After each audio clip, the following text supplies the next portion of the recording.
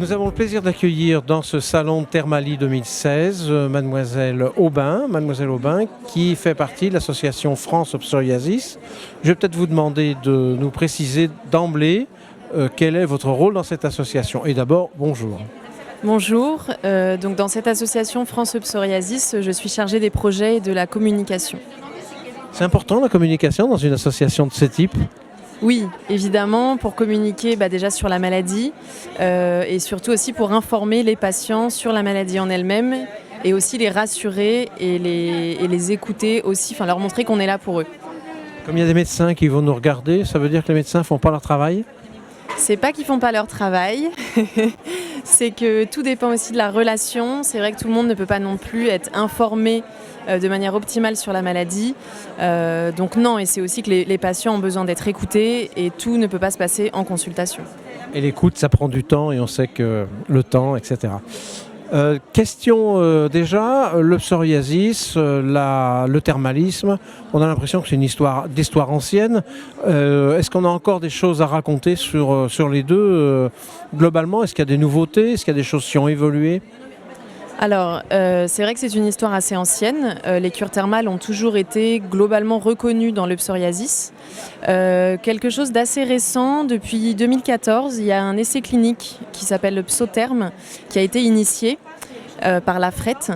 Et du coup, c'est vrai qu'il est là pour montrer l'efficacité des cures thermales dans le cadre d'un psoriasis.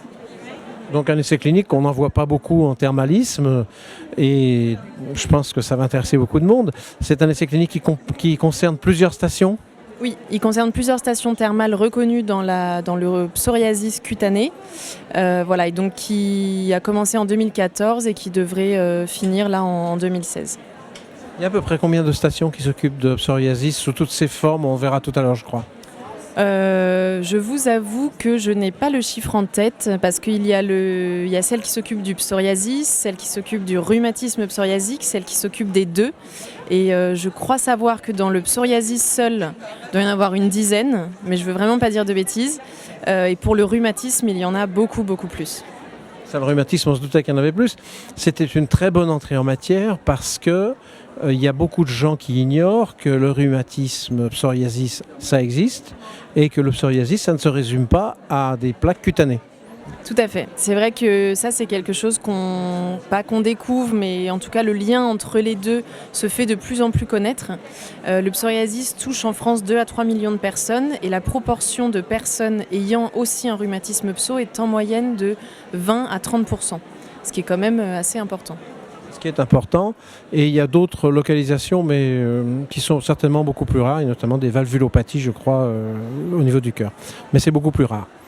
Et donc, maintenant, quand on a fait le point en disant il y a des manifestations cutanées, des manifestations rhumatismales, voire d'autres, comment c'est pris en charge? Vous avez un petit peu évoqué le problème. Il y a des stations qui font l'un, l'autre, les deux? Oui, tout à fait. Oui. Il y a les deux. Et qu'est-ce qui fait que certaines... C'est la spécificité de la station qui fait qu'elles peuvent faire les deux ou ne pas les faire? Alors, je vous avoue que je suis peut-être pas forcément la plus calée sur ce point. Ce que je sais, en tout cas moi à mon niveau, c'est que en fonction du type d'eau, du type de source où se trouve la station, elle va avoir un impact ou non sur l'inflammation. Donc soit sur l'inflammation cutanée, soit sur l'inflammation rhumatismale. Et donc c'est pour ça que chacune a ses spécificités.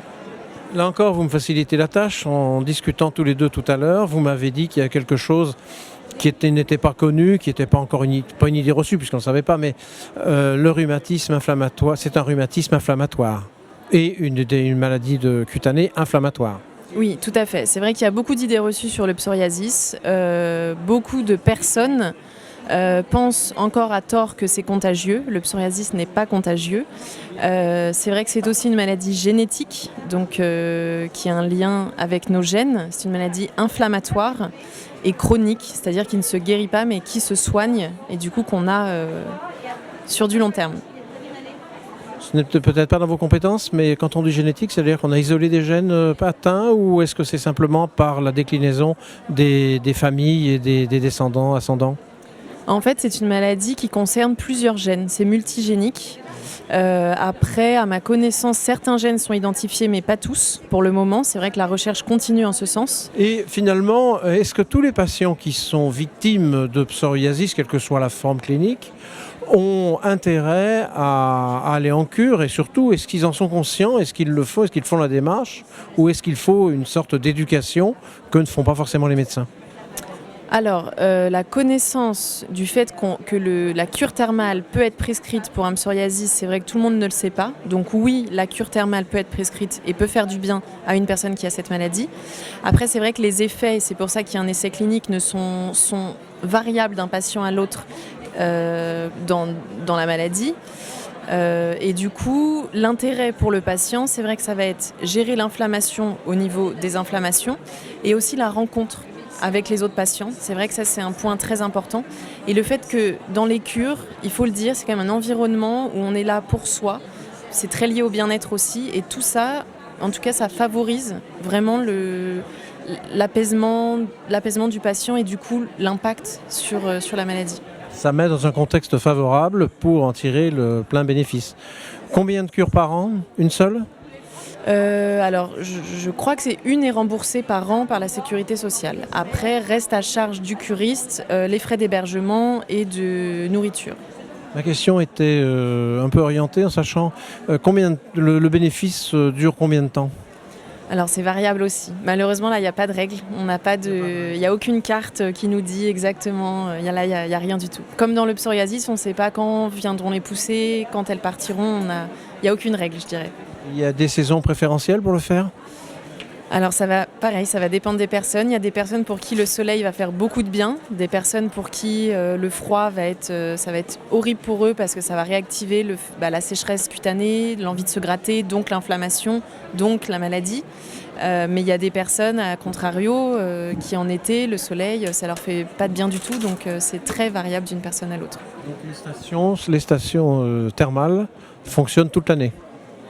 Alors je crois qu'elles sont saisonnières quand même. Elles ont des périodes de fermeture en hiver, mais oui, globalement, elles fonctionnent toute l'année. Un mot pour conclure ou on s'arrête là?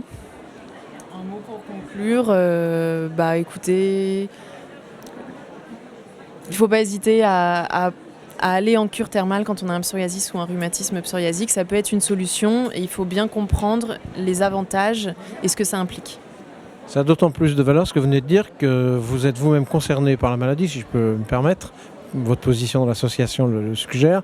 Et surtout, vous ne défendez aucune station en particulier. Non, évidemment que non. Et ça, c'est vraiment au patient de décider, de faire son expérience et de discuter aussi avec les cures et de voir les propriétés de l'eau aussi. C'est toute la force de votre message. Merci beaucoup. Merci à vous.